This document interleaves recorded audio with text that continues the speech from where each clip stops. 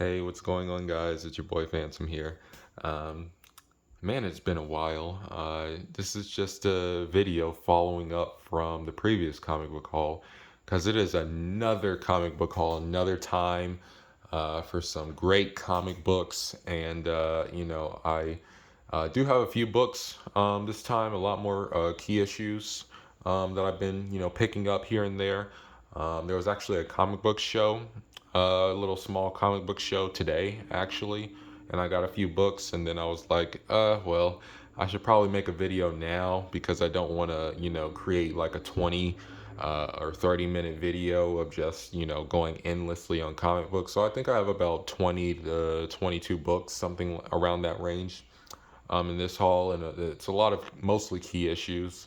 Um, I'm really excited to show y'all what I've been getting throughout the last couple months. And man, it has been a while. I have been working on a video game commentary. Right now, I've been working on Halo.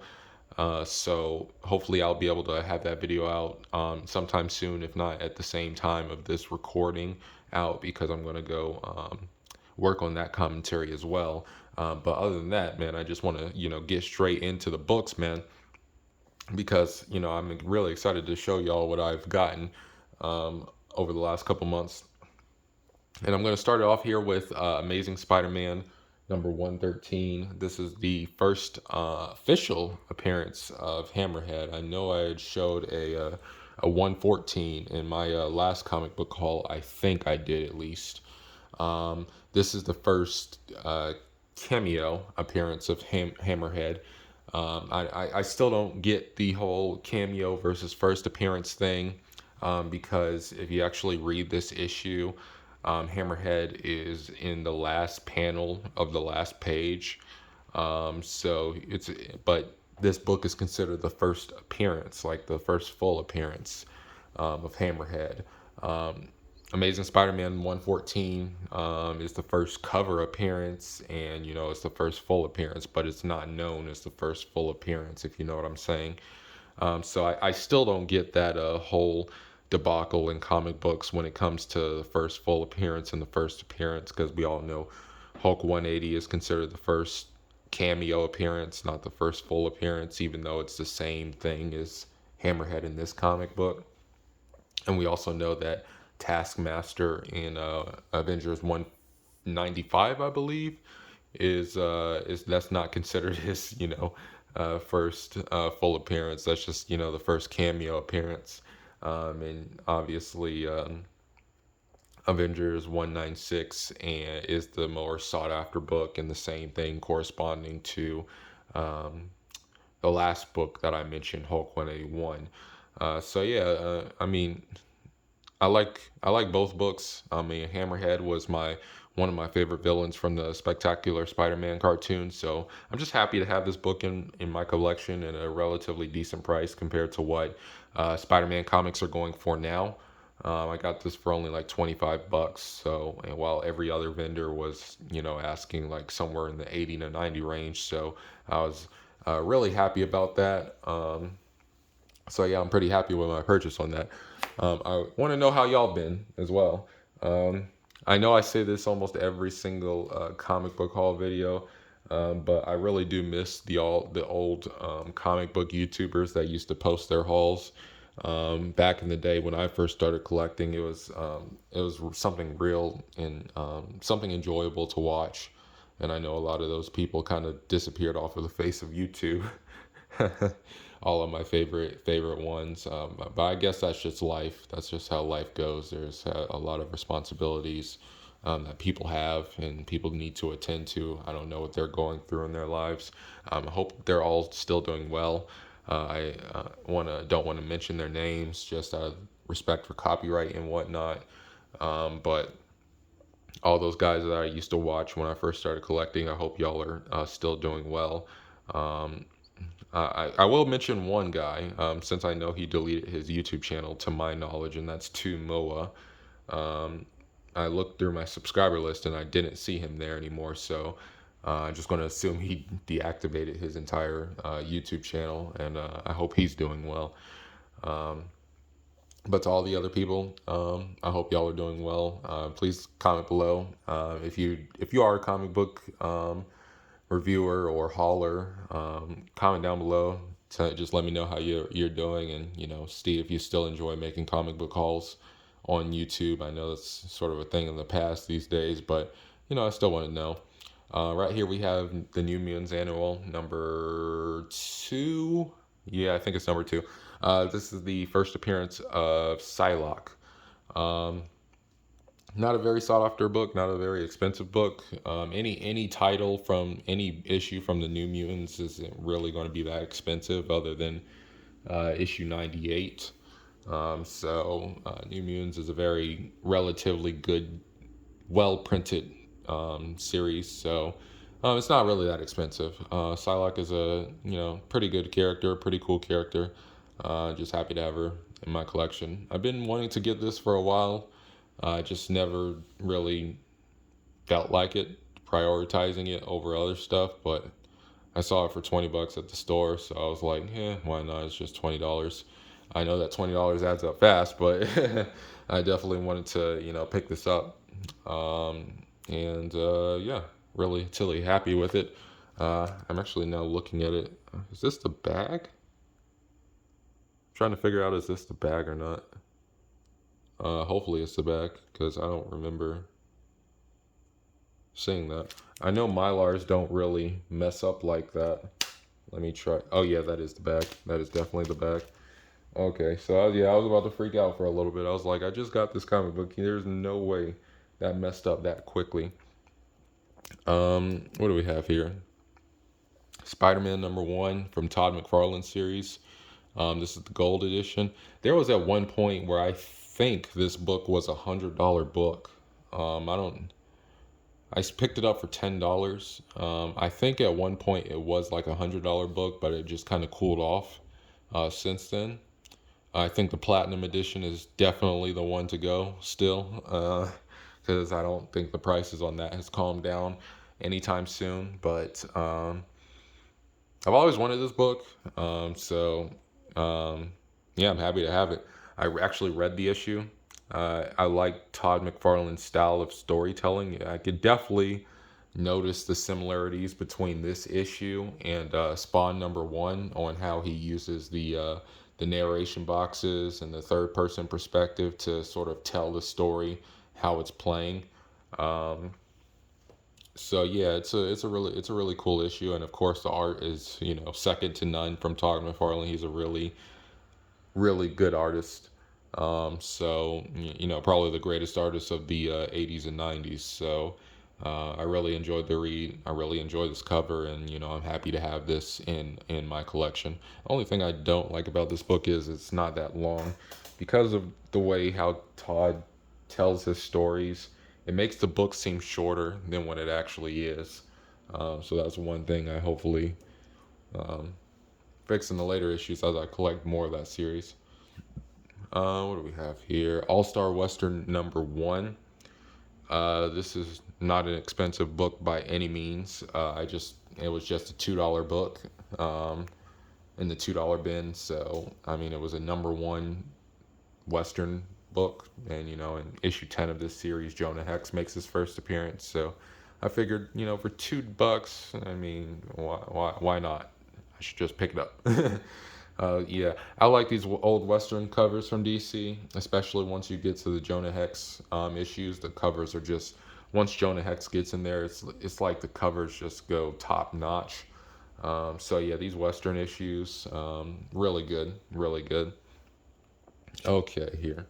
What else do we have here? Oh, yes. Not a very, I mean, this book cooled down quite substantially. I think I posted issue 18 and 19 in the previous comic book haul. And what this is Superman, Man of Steel, number 17. This is the first cameo appearance of Doomsday, if I'm not mistaken. I still got to get that right. Not sure if it's right or not, but who cares? I mean, I'm happy to have this back. Well, actually, this is my first copy of this book ever. I know it was going for about $50 to $60 when the Batman v Superman stuff was making this book hot when I first started collecting, and that was all the way back in 2015. So Even though I'm not old, that makes me feel old because, it's kind of hard to believe I started collecting comic books 10 years ago. Um, and yeah, a year after that, when the Batman v Superman teaser trailer dropped, it's like Doomsday. This book just shot up to like a $50, $60 book, and for this book, 10 years ago, that's a lot, paying a lot of money because 10 years ago, comic books weren't nowhere expensive as they are now. And, yeah, I mean, but it's just a cool book. I need to, start knocking off Superman keys a little bit more because I really don't have a lot of Superman keys. In fact, I think these are my only Superman keys because I sold a lot of the old Superman keys that I had. Um, Back in the day, like the 233, the classic Neil Adams cover, and whatnot. But because they were lower grade, and I was trying to, beef up my little Spider-Man collection and whatnot. But hopefully, I start sort of collecting those again and getting those again. Because I really want to start collecting Superman stuff. I especially want to start collecting Golden Age Superman issues, like the big banner Action Comic book, the big banner where they had like Action Comics like spread out throughout the entire banner thing, not the ones where they had like the little shield of Action Comic books where it was either here or here. I'm talking about the full scale banner. So that was probably like Action Comics, every Action Comics issue pre 95, I believe. I think around 95, 96, those two issues, I believe, is when they got rid of the big banner and went towards the square bound book. But the big banner books, I definitely want to start collecting. Uh, Speaking of collecting, oh, excuse me. This is the Marvel Team Up number 141. This is a tie, I guess you could say, for the first appearance of the black costume. I originally thought that ASM 252 was the first appearance, but I guess this came out in the same month. I don't know if it came out on the same day, though, but fair enough.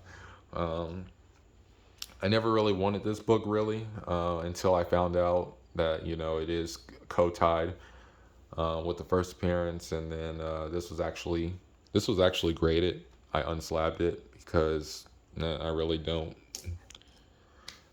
like keeping certain books in slabs. I'm kind of over the slabs unless a book is really either really valuable or really low grade. I don't think I would ever slab it. But yeah, I think comic book collecting is getting, a little bit too expensive, and it's a little concerning for me because I don't know how long this hobby will stay relevant. I definitely don't want to pour a lot of money into a hobby where everything will devalue within the next 20 years after all the people who read comic books pass away. Not saying I want that to happen. But it's something to really think about because who is the majority when it comes to comic collecting and comic book reading? Because I rarely see young people at comic book shows. I mean, I see young people cosplaying at comic book conventions like the big Galaxy Cons and your San Diego Comic Cons. I see plenty of young people cosplaying, but when it comes to actual comic book collecting and comic book reading, it's like it's majority older people. So how long will this hobby stay relevant? But at the same time, I think sometimes in the future that we'll see a shift as those older generations start to, pass away and everything. I think we'll see a shift of these modern key issues start to really take a hit in terms of value. But your early issue Amazing Spider-Mans, your Golden Age issues, your early age X-Men issues, and all those classic issues, I think those will still be pretty pricey. But in terms of Copper Age and up, like Copper Age through now, which would be considered, I believe, 1984 or 88 through now. Um, Unless they were a low print run, I think those will heavily devalue within the next 10 to 20 years or so. Um, don't want it to, but kind of do at the same time because it's just so expensive now. Like, for example, like I've noticed, I don't know if y'all have noticed this, but it seems like whenever I go to comic book conventions nowadays, it seems like the vendors have their books more expensive than eBay prices now, which is is odd to me because 5 years ago or so it was a complete 180. The eBay was the more expensive prices and the vendors were the cheaper prices where you can get the deals from. um, and nowadays it's a complete 180. Like I just got from the comic show today, and it was just a small comic book show. There's no way that you know it was a one room show, one medium to large size room show with maybe 8 vendors or 8 or 9 vendors or something like that. There's no way in the world that they paid more than $300 to be in that, to get a table there. And some of the prices I saw were ridiculous. A Batman 244, um, maybe like a 7.5 ungraded copy, asking 400 for it. Uh, a Batman 237 asking 400 for it. Ghost Rider #1 asking 600. It's not even in the greatest of conditions. Amazing Spider-Man number 121 with water damage asking $350. Like the Amazing Spider-Man #7, and it was a pretty beater copy, $600. I went on eBay. I kid you not. I looked on eBay as I was looking at these prices, and these guys were saying, "Oh, I need to make money," and I understand that you need to make money. This is capitalism, so you need to make money. I understand that, but when you're charging almost double what people are selling them for on eBay, then we have a really freaking problem. Because I'm not going to spend uh, if it's not priced at a sweet spot for me, I'm not going to spend and buy from your business when I can just buy it on eBay for a significantly reduced cost because eBay still has the 30-day return guarantee. I can return even if there is no issue when it comes to not getting, a good book or the seller cheating you out on something because there's a 30-day return guarantee. I mean, eBay sides with the seller, with the buyer 99% of the time. So I'm not worried about getting scammed on eBay from some dude when I can just either return the merchandise or I can contact my bank and say, hey, I didn't purchase this. I want to call a fraud thing. I want to open up a fraud disputes case because, you know, um, this isn't it. So yeah, I think that comic book pricing is ridiculous. One example, I wanted to buy an ASM 11 today. He had it priced at 525. I asked him 425 for it. He was like $100, man. You're killing me. 475. And then that book was here the entire day. Was there the entire day, and he drove all the way from Charlotte, which is a 3-hour drive from Raleigh, and he did all that just to not make a sale. Okay, whatever. But anyway, I'm getting too out of touch here. I'm already at 18 minutes and I've only gotten through 5 books. So this is Amazing Spider-Man 252. This is the first appearance of the black costume co-tied with Marvel Team Up 141. I significantly like this book better than 141, in my opinion. The cover's better. The swipe with AF-15, story's better and all. Art is better, etc. And it's a pretty gorgeous copy too if you guys wanna look at it yourself. I mean, hardly any spine ticks, hardly any creases, anything like that. It's a really gorgeous copy. I paid 100 for it. Oh man, back in the day, it was a lot cheaper for that book. But hey, what can you do? This book was completed a complete 180. This Batman #1 of the New 52. I remember when I first started collecting, this book was like a $100 book or something. It's greatly depreciated in value since then. I picked this up for only $10. I've always wanted this book. I read this book online. The story is phenomenal in this book. I love Scott Snyder's run on the New 52. So hopefully I can start collecting those issues because I really want to do collect these issues. This is one of my favorite runs of all time, specifically the Court of Owls stuff and the Death of the Family. Really two great stories that I was blessed to read. But yeah, not a very expensive book at all. What do we have here? Oh, look at you, gorgeous. Look at you. We got a Swamp Thing #1. This was actually my second copy.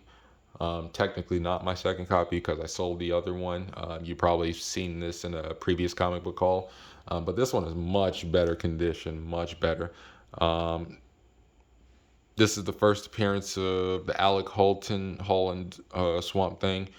Even though I don't really truly call it the first appearance because the story and the origin is the exact same as the Swamp Thing from the House of Secrets '92, and the guy who plays Swamp Thing's first name in that comic book is also Alec. So Alec Olson, I believe his name was in House of Secrets '92. So yeah, it's basically the same character. So. Yeah, so House of Secrets '92 is really the big one to have. I still don't have that. Hopefully, I will have that in the future, especially before the movie stuff starts to come out more. But yeah, I was happy to get a higher grade copy of Swamp Thing #1 because I really wanted to have this book and start collecting the Volume 1 Swamp Thing again and start reading that again. But yeah, really nice high grade copy. Um, Back to some minor keys that I picked up in the $2 bin right here. This book normally goes for around $15 on eBay. It was a $2 bin. This is the first solo series of John Stewart as Green Lantern, Green Lantern 182. This is when he becomes Green Lantern again, and then he gets his first solo series. I think it's like a 10 to 20 issue run of Green Lantern as him as the main Green Lantern. So yeah, I'm happy to have this along with my Green Lantern '87, which is his first appearance. And then also I have here is his origin as well. This is Green Lantern 185, the origin of John Stewart. So yeah, I have the trio, I guess you could say, for John Stewart. So he is my favorite Green Lantern, mainly because of the Justice League cartoon. I know a lot of people have other opinions when it comes to Hal Jordan being their favorite, but I guess it's all depends on who they grew up on. Like for example, I like Peter Parker as Spider-Man. I don't like Miles Morales, but that's just me. We also have a Batman Vengeance of Bane #2, first print. This is the second appearance of Bane. I already had issue 1 first print. I never had a issue 2 first print. So I just picked it up. So yeah, nothing too significant about this book. It's not that expensive, excuse me, at all. It's just something to complete the Vengeance of Bane storyline, which is a 2 issue storyline. Oh, look at you. Look at you. Oh my goodness, I love this cover. Um, this is Hulk issue 16. I think this is volume 3 and it's either 3 or 4. And this is the first appearance of Red She-Hulk. And it's also a gorgeous cover. Gorgeous cover. I honestly like this cover. I don't know what it is about that. It's something about Red She-Hulk. I don't know. Uh, but I love this cover. Yeah, I don't know if they'll do anything with her in the MCU. Especially with the writer strike going on nowadays, everything's probably going to get delayed a year. Disney is losing money on its subscription service, so I think they're going to cut down on production and focus on quality over quantity, which is a good thing. They've gotten way out of hand, so yeah, that's a good thing. So I still don't know if they're going to have Red She-Hulk. I don't know if they're going to continue the She-Hulk series. So yeah, that's just one thing to keep in mind. But a very gorgeous copy of Hulk 16. Now I just need Hulk #1 of that same volume for Red Hulk. I used to have it back in the day. Sold it, unfortunately. But yeah, what can you do? Another gorgeous copy book. Not these next few books aren't really keys. just really covers that I like. This is X-Men 253, really gorgeous copy. Barely anything wrong with it. Not a lot of spine ticks. It's not a valuable book at all. It's maybe like a $10 book, but I just really like this cover. Classic cover, I would say. I don't even know who did it, but whoever did it did a really good job. What do we have here next? Oh yeah, another really good Wolverine cover. X-Men 212. This is the battle with Sabretooth. Um, I don't know if it's a key or not. I know the next one is a key, somewhat of a small key. But I just really like this because of the cover. This one does have a crease, not like a crease. It's like a non-color break sort of fold down the middle. I don't know if you can see that. Yeah, you can see it right there. Um, but it's a non-color break, so if I wanted to press it out, I could. But yeah, that's a really cool cover. I think this is a key right here. This is X-Men 213. I believe this is the uh, sort of real first battle with Sabretooth, I guess you could say. Um, both issues are really battles with Sabretooth, but I guess this one, because of the cover, is a little bit more sought after. So yeah, this is a really good book to have, really good book to pick up, and they're all direct editions as well, which I love the direct edition logo better than the newsstand logo. I'm not really a particular fan of newsstands. I mean, if it's there at a cheap price, yeah, I'll get it, but I prefer to get the direct editions. Oh my goodness, look at you. Oh my goodness, I'm so happy to have this book. I've been looking for this book in a decent condition for a long time. It's like, this is one of the best deals of the show, definitely. This is Batman, Detective Comics 411. This is the first appearance of Talia al Ghul. I've been wanting this book forever, and I never wanted to pay a high price for a low grade copy of this book because this book is too good looking to have a low grade copy of.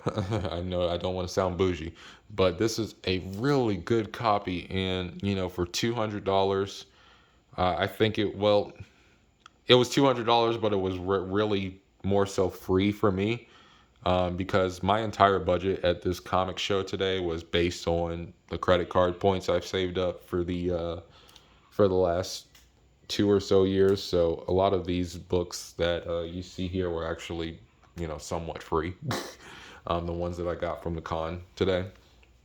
So yeah, this was basically a free $200 book. So yeah, I can't be more happy than that to get that. So yeah, I mean, I only need one more. I need a better copy of Detective Comics 405. That's the first League of Assassins. I had one, but it was a lower copy, lower grade copy. Um, and it had writing on it and everything, and I just sold that off because I didn't really want a book that low of a copy for a 1970s book. Um, I mean, the only low grade copy I would accept for a 1970s book is like a Hulk 181 or a GSX 1, something like that. Not like a Detective Comics 405. That's like a not a very expensive key. Here we have Marvel Special Edition number 15. This is the first appearance of Shang-Chi. A really decent copy. On the mid tier to low to mid tier grade copy. The Mylite hides a lot of the defects really in the book, but it does have some spine ticks and some chipping. But yeah, I like the Shang-Chi movie. It was pretty cool, so I figured why not get the character. Um, Funny thing is, the Shang-Chi movie, the story in the Shang-Chi movie was an exact rip-off of the video game Destiny 2 First Forsaken.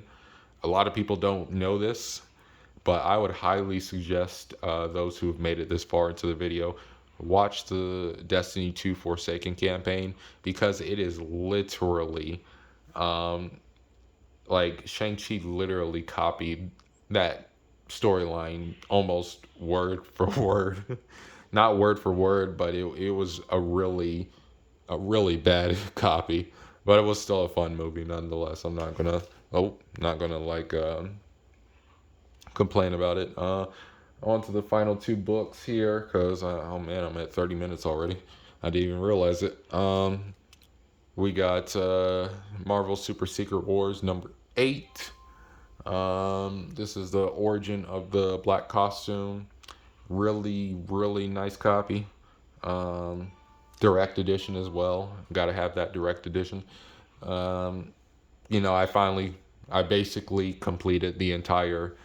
Well, not the entire. I still need Amazing Spider-Man 280, 298, and 299. And then I'll basically have the full sort of Venom set, the full black costume slash Venom set, and I can't be more happy because Venom, favorite Spider-Man villain. Well, actually, Spider-Man has two favorite villains: Green Goblin and Venom. I mean, Doc Ock is cool and all, but I like Green Goblin and Venom more. So yeah, I'm very happy to have this. It's a very high grade copy. Um, as y'all could see by yourself, even with the Mylar on there, you can definitely see that it's a really, really good looking copy. Other than something about right here. But yeah, that's a flawless copy. I love the black costume stuff. And funny thing about this book is that I originally didn't even want this book really. I just never wanted it in my collection because I thought the cover was ugly. But when you look at this cover online and you look at it in person, it's completely different. The colors just pop in person, especially in the My Light. And I will say that if you ever feel like that this is not a good comic book to have because of the cover, I highly suggest you look at this book in person because it just pops in person compared to seeing it online. And I really enjoy looking at this cover daily now, and appreciating the value of the cover. Same thing with 252, except 252 looks better. It looks good both in person and online as well. So, and final book of the day, last but not least, certainly not least, this is DC Comics Presents number 26. This is the first appearance of the new Teen Titans. Um, Starfire, Cyborg, and Raven. I almost forgot their names for whatever reason, but this is the first appearance of them three.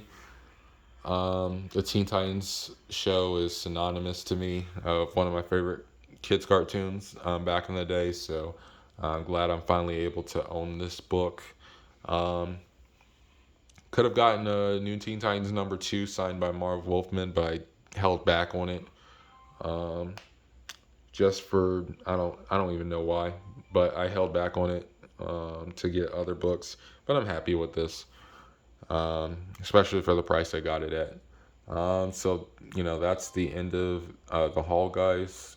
If you did enjoy the video, make sure to like, favorite, and subscribe. I know it's kind of weird saying that nowadays. Do people even say that nowadays on YouTube? I know YouTube has evolved quite a bit since I used it full time, but yeah, just if you enjoyed the content, I post these comic book hauls and gaming videos.